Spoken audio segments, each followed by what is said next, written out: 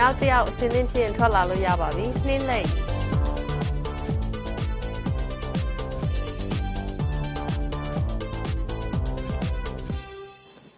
တမီးဝတ်ထားတဲ့ဝတ်စုံကဘာလူမျိုးရဲ့ဝတ်စုံက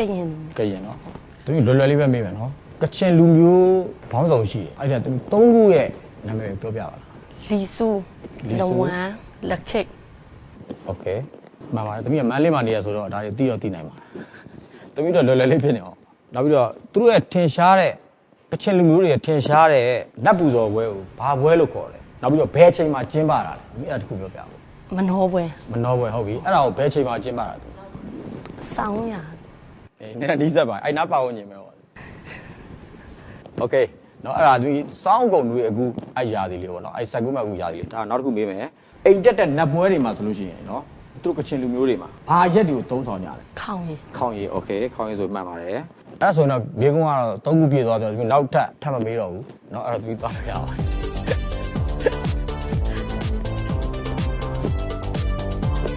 နောက်အစင်းလေးဖြစ်ဝိုင်းရွှေကြီးထွက်လာလို့ရပါပြီ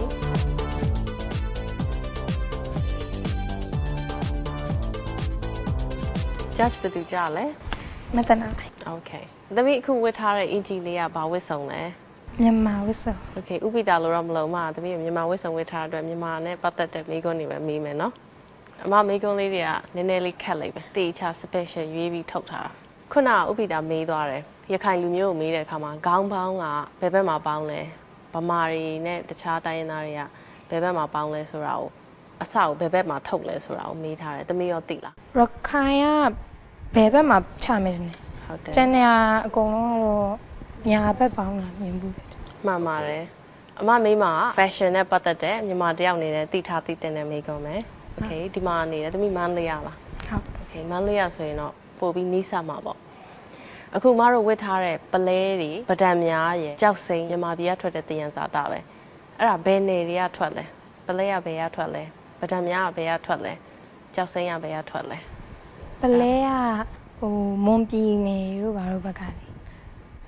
ဘက်ကပလဲကဘယ်ကထွက်လဲကောင်းပေါ်ကထွက်လားရေတွေကထွက်လားရေโอเคရေတွေကထွက်တယ်ဆိုရင်ကမ်းရိုးတန်းနေရှိတဲ့နေရာထွက်မယ်တနင်္လာရီတိုင်းမိတ်ချွန်းစုဘက်ကထွက်ပဒံများရောပရမညာမူကိုကြောက်စိမ်းရောကြောက်စိမ်းကဖားကโอเค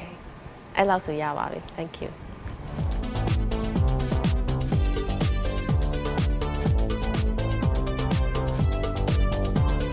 နောက်ဆုံးတစ်ယောက် escape out sign ကြဆင်းနှင်းဖြင့်ထွက်လာလို့ရပါပြီ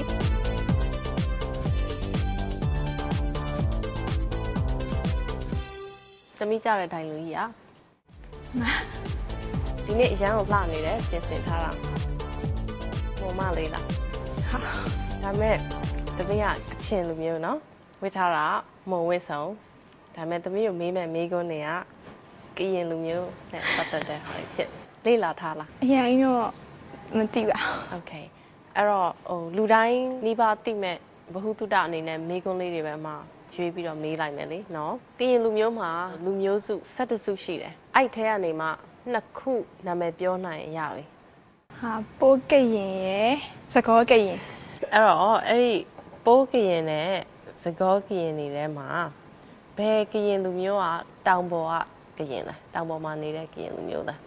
စကောကရင်တင်ကရင်လူမျိုးတွေမှာလေမိန်းမပြိုလေးတွေရဲ့နာမည်ရဲ့ရှေ့မှာမြန်မာတွေဆိုရင်မလို့ခေါ်တယ်ကရင်လူမျိုးတွေကဘယ်စကားလုံးသုံးပြီးတော့နာမည်ရှေ့မှာခေါ်ကြလဲစောစောဟုတ်တယ်ဟုတ်ပြီမိန်းကလေးကNo. Yeah. Okay, thank you.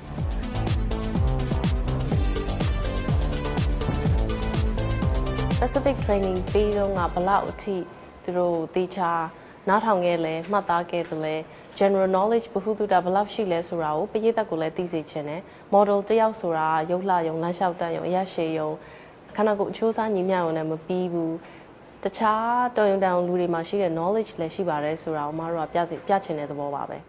ယခုပြသနေသောအစီအစဉ်ကို main sponsor အဖြစ် Pons မှကူညီပံ့ပိုးထားပါတယ်။ Pons White Beauty Cream အသစ်ဖြူစင်ဝန်းပါတဘာဝပန်းနုရောင်အလှ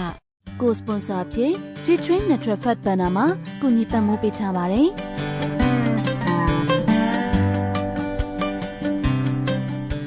ယခုထုတ်လွှင့်ပြသနေသောအစီအစဉ်ကိုကိုစပွန်ဆာအဖြစ် Brands နဲ့တိုက်ရေးမှကူညီပံ့ပိုးပေးထားပါတယ်။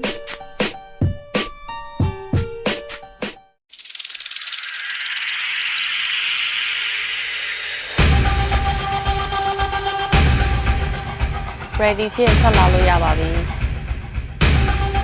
တိုင်းရင်းသားဝတ်စုံဆိုတာပြည်အောင်စုတိုင်းရင်းသားတွေရဲ့အမျက်တနိုးတန်ဖိုးထားရတဲ့ဝတ်စုံတွေဖြစ်တယ်3နေရာရက်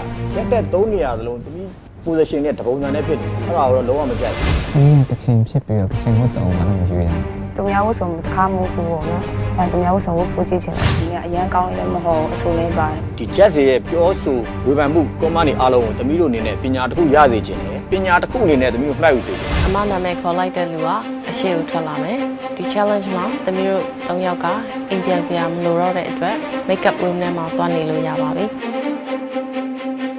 ဘယ်သူကမှမသိဘူးရှင်ခုံးတော့တားကြီးကိုရင်ခုံးနေအဲ့